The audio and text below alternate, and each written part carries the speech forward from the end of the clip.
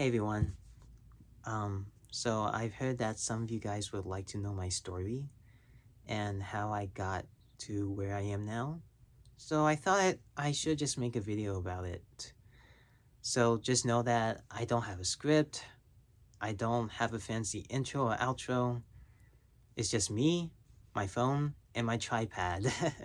And disclaimer, you might hear some voices. My family is present where I am right now. So you might hear some extra voices along the way. But anyways, on to the point. So as you guys know, my name is Jovan Patrick, born and raised in the United States.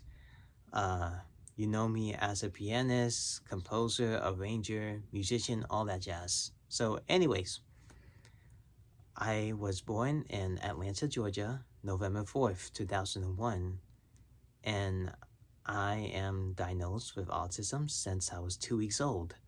And that's where doctors would tell my parents that I wouldn't be able to walk, I wouldn't be able to talk, I wouldn't be able to live independently, I wouldn't be able to do all these things that I'm doing now. Thinking about it, it really strikes a nerve a little bit, does it? So, speaking of parents, I also come from a family of musicians. So, my mom's a singer. Also, my father is a singer too, but he also used to play drums. And my dad's mother plays piano and she sings. And my mom's mom, I think she just sings, but she has the most beautiful voice I heard so far. But anyways, that's how I got the music from, just from being in a musical family. So by the time I was maybe 2 or 3 years old, I want to say 3. By the time I was 3 years old, I just got on the piano, on my grandmother's piano, and I just started banging the keys. It didn't sound good, but eventually, the more I banged the keys, and then I started playing a note one by one, and that's where I started playing piano and all. And the crazy part about that is that my parents assumed that I was going to be a singer. And because during that time I was also singing as well. I was humming the Star Wars theme. We were listening to Maroon 5. I used to sing She Will Be Loved by them, and This Love, um I don't remember much about it. I really don't. But I can tell you those days were probably my most glorious days I ever had. But yeah, anyways, the more I got into singing, the more I started singing. I got into the chorus by pre-K or maybe kindergarten. But anyways, we're gonna get to that later. But first, we're gonna get to by the time when I moved to New Jersey. So, my parents and we were visiting my aunt who lived in New Jersey, and my cousins actually. And by the time we got there, my cousins, I used to be in so much contact with them. I talked with them. Well, we still in contact, but anyways, I ran around with them. I talked a lot, and because I wasn't talking as much in Atlanta, Georgia, and by the time when my aunt saw me just being more active, that's where my aunt had an idea saying like, you should let Jovan stay with me and so on, because we have the help that we need here. And because of my autism disability, they unfortunately, by the time I was born or during those times, they did not have the help that I needed, especially with my disability and my way of understanding and so on. So I stayed with my aunt, and I didn't know that my parents would They left me, unfortunately. That was the most heartbreaking part. My first heartbreak is where my parents left me with my aunt, not knowing what's going to happen or so on. And because they were, you know, I was getting the help I needed, and my parents were working during that time. They were still working in Atlanta, Georgia, if that makes sense. Anyways, I think I stayed with my aunt for maybe a year or two. And throughout my stay with my aunt, I dreamt about reuniting with my parents. And every time I woke up, just realizing it was a dream, I cried. I genuinely cried because I missed them. And you know how you're away from someone for so long that you miss them? That those days were truly painful. And by the time my parents decided to move to New Jersey, that's where my mom was like, you know what? I miss my baby, and I can't be separated from him any longer. And that's when my parents decided, all right, let's go to New Jersey. Let's go live there. Be with our son. And man, by the time we reunited, that was probably the most happiest days of my life. That was just the most joy I felt, just reuniting with my parents.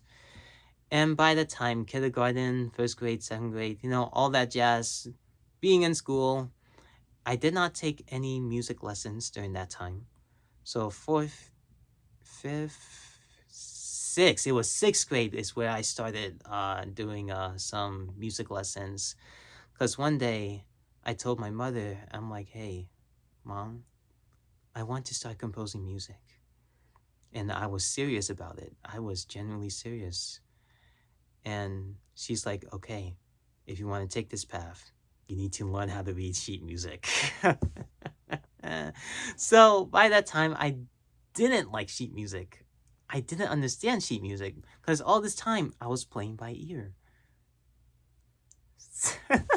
So I was just playing by ear most of the time until until my mother said like, yo, you gotta read sheet music. I'm like, what?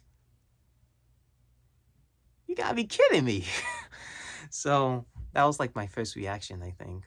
So by that time, I took some piano lessons from from a freelancer, Mrs. Green. I remember her name, um, and she was the most sweetest teacher I ever worked with, and she she definitely taught me the basis, and she was just there for me. By the time I was living in New Jersey, and now in the middle of seventh grade, things started to shift. And that's where it started to get more and more difficult for me, stably. Because I don't know if I was going through a phase of rebellion or something, but during seventh grade, I had constant fights with my teachers in school. I didn't know why, and I didn't know what caused it. And that's where I started to begin that no one understands me. Like, what should I do? And I was so reluctant to tell my parents this too. My only regret is that I didn't tell them. So, yeah, that's my only regret. But anyways, also during that time there was so much going on, and my father's job moved us back to Atlanta, Georgia. And during that time, I was really upset because I didn't want to go back to Georgia. And I'm like, but everything's here. I have friends. I have a good teacher. I don't want to leave all that behind. So leaving all that behind was the most difficult part for me. And by the time we didn't really, well, I guess I was just trying to adjust to it, but I also had a fight with my parents about this as well. So I'm like, I don't want to move. Heck, My mother she didn't want to move either. But my father was the only one who was excited about moving back because, that's his home. And I'm like, okay, that's my father's home. Yeah, good for you. But I don't want to move back. So, anyways, by the time I moved back, that's where I felt like I need to reset. And that feeling of reset that I had, it was bad. It was truly bad. And I continued 7th grade through online school. And then 8th grade, I went back to a public school. Uh, and that's where I had the most hard time because, number one, no one wanted to be friends with me, truly.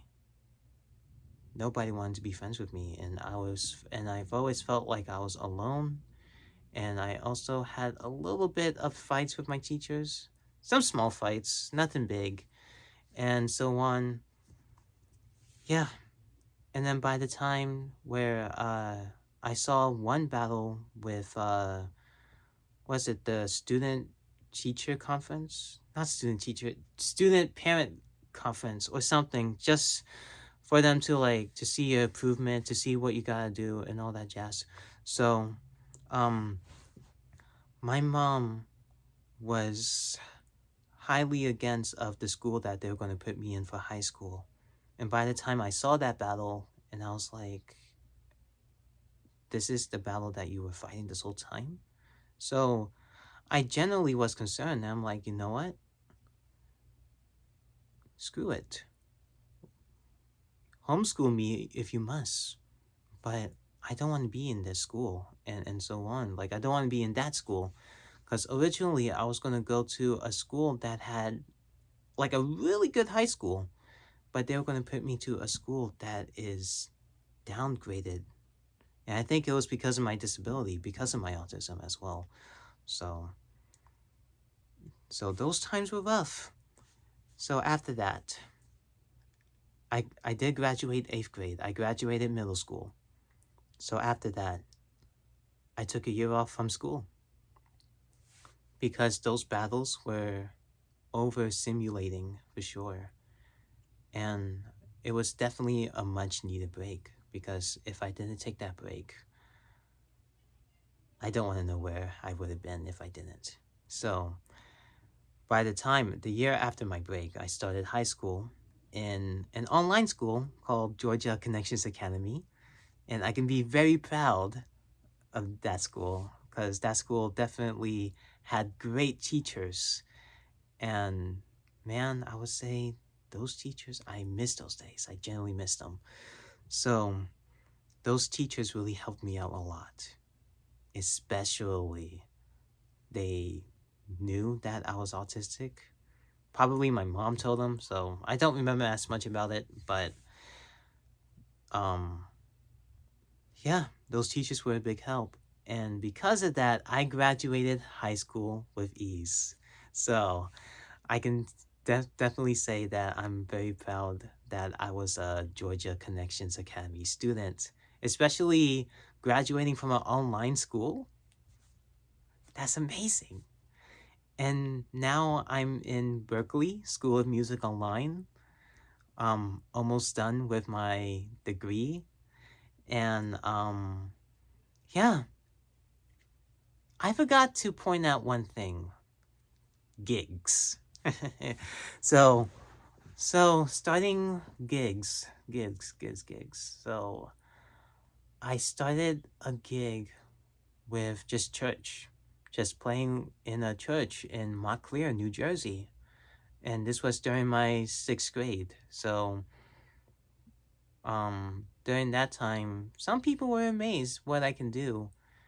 And because I've been playing piano by ear this whole time, and what built me up to that was just my parents and of course their pastor, the pastor of the church, allowing me to play along, especially during service. And then if it wasn't for them and the support that I gotten, never I probably would have never played the piano the way I am now, or so on. And um, it's just incredible with the support I got. I don't know, forgive me that I'm stumbling a lot. Like I said, I don't have a script. So I'm just saying what I remember of my story so far. And one more thing I forgot to mention is that I did participate in track and field. I have a trophy right here. So I participated in a track and field club in New Jersey, 2014, and I got this award from doing 200. What? It's not 200 mile. It was like just 200 and 400 meter run. There it is. Now I remember.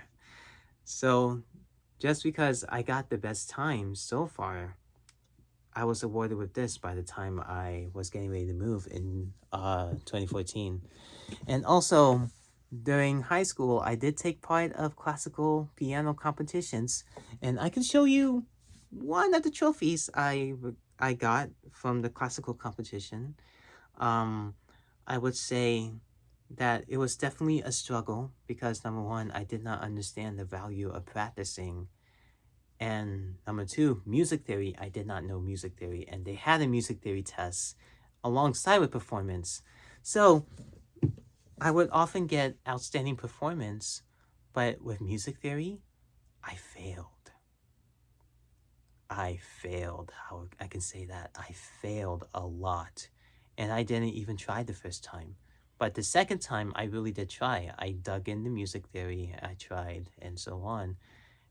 And the second time wasn't enough. So after maybe 3 or 4 more tries, I passed. I passed, and I was able to move on to another round and so on. So, yeah. And of course, I forgot to point out, if it wasn't for those piano competitions that my piano teacher, Mrs. Hosoi, kind of put me to, I probably wouldn't have the seriousness I would have gotten right now. So it was thanks to Rie Hosoi. So it was thanks to her. By the time I moved to Georgia, I forgot to tell you this. By the time I moved to Georgia, it was a little while, and we found this great piano teacher through a doctor that my mom knows, and she was just a small Japanese woman who was really nice, but also very strict too. But I can say, if it wasn't for her, and if it wasn't for her and the teacher I had in New Jersey, Miss Green, if it wasn't for those two, then I probably wouldn't be playing the piano the way I am now. So, yeah. So, now, by the time when the pandemic hit, of course, that was during high school. It didn't affect me as much because I was doing school online. And I'm like, well, I have nothing to worry about. I can just stay at home, still do school. It doesn't affect my activities and all. So that's where I started to feel, a bit lonely because number one, I didn't have friends in the first place. And that's where I started making Japanese friends through an app called Showroom. So I still stream there, but it's kind of like YouTube and Twitch, but it's a bit different. But anyways, I made some valuable connections over there if it wasn't for Showroom. Me just streaming in Showroom, people liking the content and all. And that's where I started streaming too. So I just started streaming, just taking this leap of faith to stream, especially in a Japanese platform. I didn't know any Japanese back then. I was learning Japanese, but I was struggling to communicate with the viewers during the time, and so on. So by the time I started to speak a bit more Japanese, just by anime and just teaching myself Japanese, and of course playing video games with the Japanese as well. That kind of got me into the Japanese culture. And if it wasn't for the people I met, then I probably still would have known the language like I do now. But anyways, one of my Japanese friends invited me to another platform called Clubhouse. It was still in beta back then. And I was just going to use the app just to kind of help improve my Japanese during the time. So, because I didn't know Japanese as well, then one day in a room, I just started playing piano with, just in the app, Clubhouse. If you guys don't know Clubhouse, Clubhouse is it's a audio only app where you can connect with people all around the world and so on. So yeah, and you get to make rooms, you get to make these huge discussions, you get listeners and you get speakers, that kind of thing, you know. So anyways, one day I came into a room where they were doing music, they were hosting music, and I saw it was international. I'm like, okay, let me see what this is. And I think it was mostly Korean, I think. It was mostly people from Korea who were hosting it and so on. So the host, who is still my friend today, baritone singer, opera baritone singer, conductor, his name is Tegap. He invited me up to play, and he's like, all right, show us what you can do. I'm like, well, okay, it may not be a little interesting. It may not be interesting because, number one, it's all instrumental. It doesn't have any words. And he's like, yeah, just go on. Just show us what you got.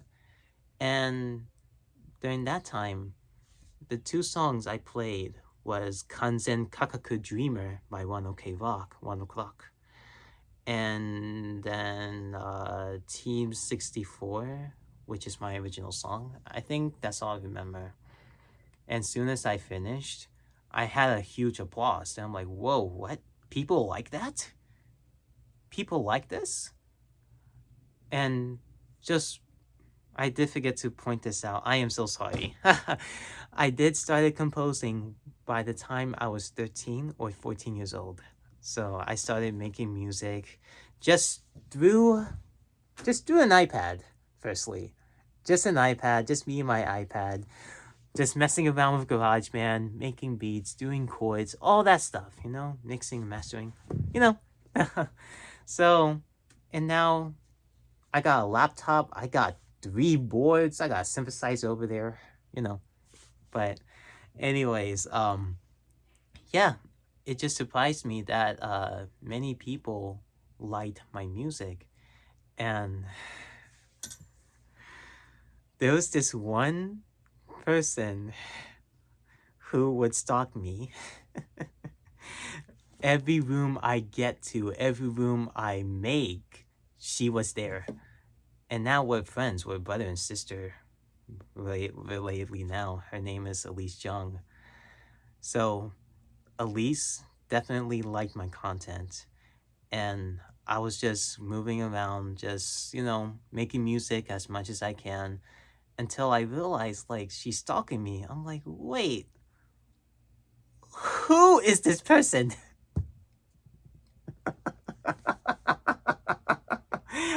Well, I didn't exactly react it like that, but in my head, I was saying, like, who is this person? And so on. So I decided to give her a chance. So I'm like, you know what? Maybe I should get to know her first, see who she is, then let's see what happens. So I made a room, just just talking, no music, none of that, just trying to get to know whoever who was in the room during that time.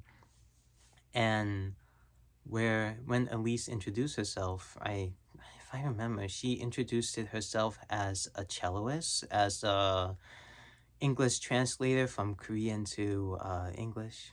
So, and during that time, we got to spend a lot more time with each other during the pandemic, during the times where COVID was just constant. And during those times, we had more jam sections, and she actually helped me build. She was one of those people who helped me build to where I'm becoming now. So if it wasn't for her, I don't know where I would be. And the more we got to know each other, and it was I'm stuttering. Like I said, I have no script. Anyways, anyways, by the time we got to know each other more, and one day she actually came to visit the United States. She visited New York, and it was her, my other best friend, Brooklyn Kaiju. Um, yeah, it was Renato, Casey. Yeah, it was all of us. So by the time they invited me to come over to New York just to hang out with them, um, that's where my mother and I had this battle, and we're like, she didn't want me to go to New York because I had no relatives around. And she generally believed that I wasn't ready for such a thing. And I was 20 at the time. I was 20. This was like 4 years ago now. That's crazy. So anyways, that was 4 years ago. My mom and I had a huge fight about me going to New York, just trying to convince her, like, hey, I'm going to be safe. I'm going to be all right. Just trying to reassure her. And one day when I decided to ask her to I asked her one last time, then she said yes. And because I told her, like, you're not allowing me to show you that I'm ready for this. And I'm so sorry for the stuttering again. You're not allowing me to show you that I'm ready. And once I said that, she's like, okay, you could spend 3 days in New York, but this is only to show me that you are truly ready to travel alone. I just want you safe. And after that, she let me go. And I met Elise, Brooklyn Kaiju. I met their faces. I met them live, like in person, you know. And that feeling from seeing each other virtually and from hearing our voices from far away and then seeing them face to face, that felt really, really good. That felt amazing. So it was just an amazing feeling. And now my mom is like letting me go. We're in the point where now I'm traveling more, and now I'm getting more opportunities to perform more, like to perform on stage, like in Korea. Like last year, I toured in Korea and Japan. I had like 4 shows, and you can probably see the video. I'm probably going to put the videos in the descriptions, so you'll be able to see the Japan shows, and you might see the Korea show maybe later or so. But anyways, the first time I had a live orchestra play my music, it was through Elise.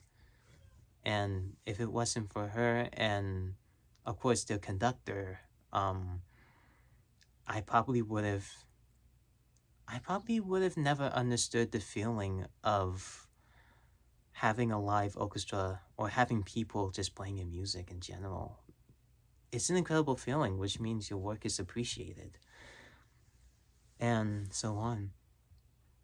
So yeah, there are a couple of things I did forget about, so I know I'm just going back and forth, but please bear with me. Please bear with me if you're watching this video till the very end.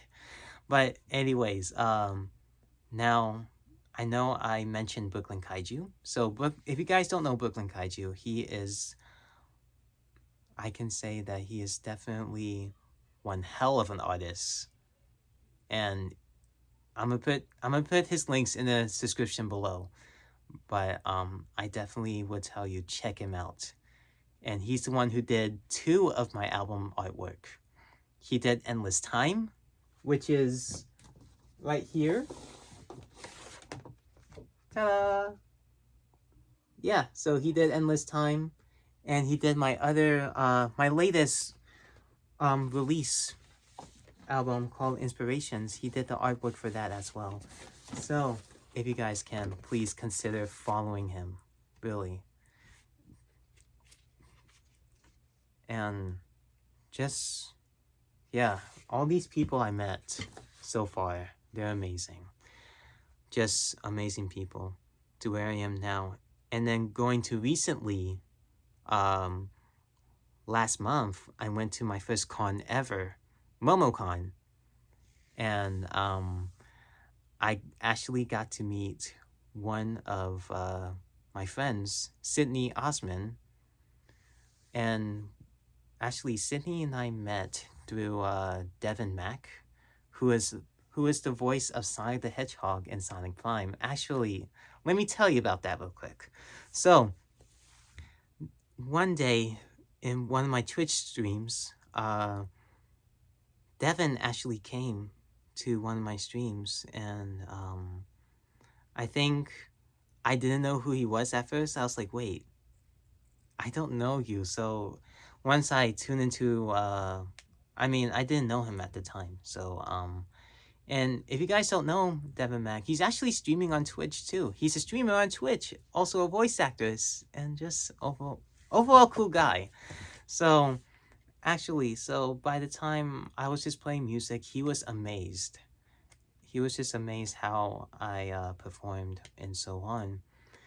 And one day we started to get to know each other.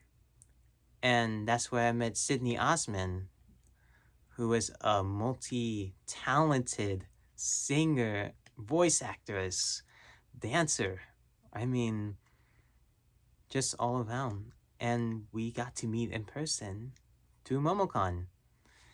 And by that time, that was my first con. Again, I was really nervous because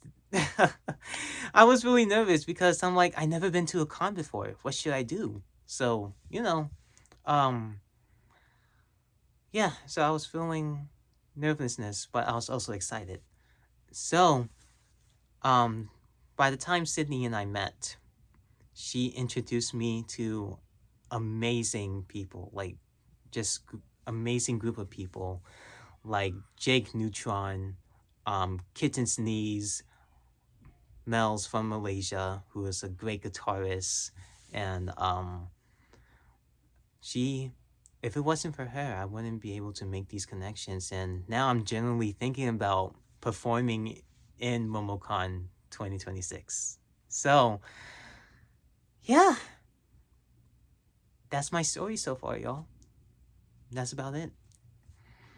I probably missed a couple of things, but if you watch the video till the very end, I thank you. No, I thank you for watching this video, period, and just hearing my story so far. So I'll just say this. My story is going to go on. It's not going to stop here. And as long as I'm still alive and kicking, it's going to get better. Thanks for watching.